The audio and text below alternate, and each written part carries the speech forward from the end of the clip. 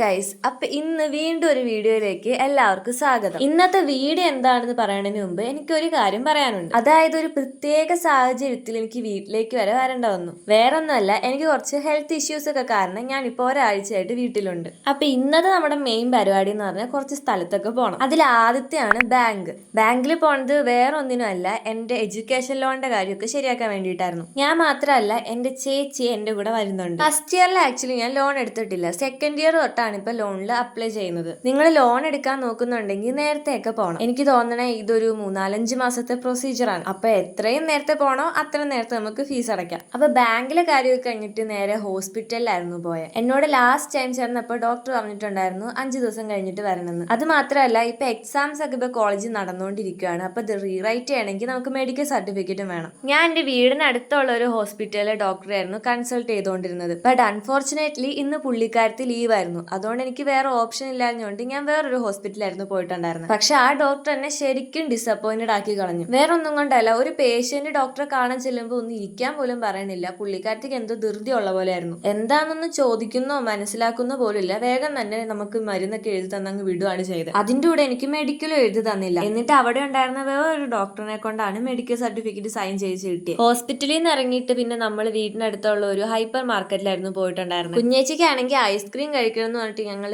ഐസ്ക്രീമും പിന്നെ കുറച്ച് മാഗിയും മേടിച്ചു. അതൊക്കെ കഴിഞ്ഞിട്ട് ഞങ്ങൾ നേരെ കാക്കനാടായിരുന്നു കേട്ടോ പോയത്. വേറെ ഒന്നുമല്ല, എനിക്ക് കുറച്ച് ഡ്രസ്സൊക്കെ എടുക്കാൻ വേണ്ടിയിട്ടായിരുന്നു. അപ്പോൾ ഓർത്തു കാക്കനാടുള്ള സ്റ്റുഡിയോയിൽ പോകാമെന്ന്. ഞങ്ങൾ ബസ്സിനായിരുന്നേ പോയത്, കാരണം ഞങ്ങളുടെ വീടിന്റെ അടുത്തുനിന്ന് കാക്കനാട്ടിലേക്ക് അത്യാവശ്യം നല്ല ദൂരം ഉള്ളതുകൊണ്ട്. വലിയ പ്രതീക്ഷയിൽ സ്റ്റുഡിയോയിൽ പോയതാണെങ്കിലും സ്റ്റുഡിയോയും എന്നെ ഡിസപ്പോയിന്റഡ് ആക്കി. ഒട്ടും എന്ന് വെച്ചാൽ ഒട്ടും കളക്ഷൻ ഇല്ലായിരുന്നു. നല്ലൊരു തുണി പോലും എനിക്ക് കിട്ടിയില്ല. അല്ലെങ്കിൽ നമ്മൾ ഒന്നും മേടിക്കണ്ട എന്നുള്ളൊരു പ്ലാനിൽ നമ്മൾ സ്റ്റുഡിയോയിലേക്ക് കയറുമ്പോൾ നല്ല നല്ല ഡ്രസ്സസും കാര്യങ്ങളൊക്കെ ഉണ്ടാകും. ഇപ്പോൾ ഒരു ആവശ്യത്തിന് നമ്മൾ മേടിക്കാൻ വേണ്ടി ചെല്ലുമ്പോൾ ഒന്നും ഉണ്ടാവില്ല. അതല്ലേലും അങ്ങനെയാണ്. പിന്നെ ഞാൻ എന്തായാലും വന്നല്ലെന്നോർത്ത് 1-2 എനിക്ക് ഇഷ്ടപ്പെട്ട് ട്രൈ ചെയ്തു. പക്ഷെ അതൊന്നും എനിക്ക് ഇട്ട് കഴിഞ്ഞപ്പോൾ അത്രയ്ക്ക് ഇഷ്ടമായില്ല. അതുകൊണ്ട് പിന്നെ അതും എടുത്തില്ല. അവസാനം ലാസ്റ്റ് ഞാൻ ഒരു കുർത്തി എടുത്തു. പിന്നെ ഞാൻ ഇതുവരെ സ്റ്റുഡിയോയിലെ മേക്കപ്പ് പ്രോഡക്ട്സ് ഒന്നും ട്രൈ ചെയ്തിട്ടില്ല. അതുകൊണ്ട് ഞാൻ ഒരു സ്ട്രോക്ക് ക്രീമും ലിപ്സ്റ്റിക്കും എടുത്തു. അങ്ങനെ നമ്മൾ തിരിച്ച് വീട്ടിലേക്ക് വന്നു. എന്തായാലും ഇന്ന് പോയതിൽ ആകെ നടക്കാത്തതായിട്ട് ഒരു കാര്യം മാത്രമേ ഉള്ളൂ, അത് തന്നെ വലിയ സമാധാനം. അങ്ങനെ ഇന്നത്തെ ഒരു ദിവസം തന്നെ പോയത് അറിഞ്ഞില്ല കേട്ടോ. അപ്പൊ ഇനി പ്രത്യേകിച്ച് ഒന്നുമില്ല, ഞങ്ങൾ വീട്ടിലെത്തിയപ്പോ തന്നെ വൈകുന്നേരം ആയിട്ടുണ്ടായിരുന്നു. പിന്നെ ഇന്നത്തെ വീഡിയോ ഞാൻ ആദ്യമായിട്ടാണ്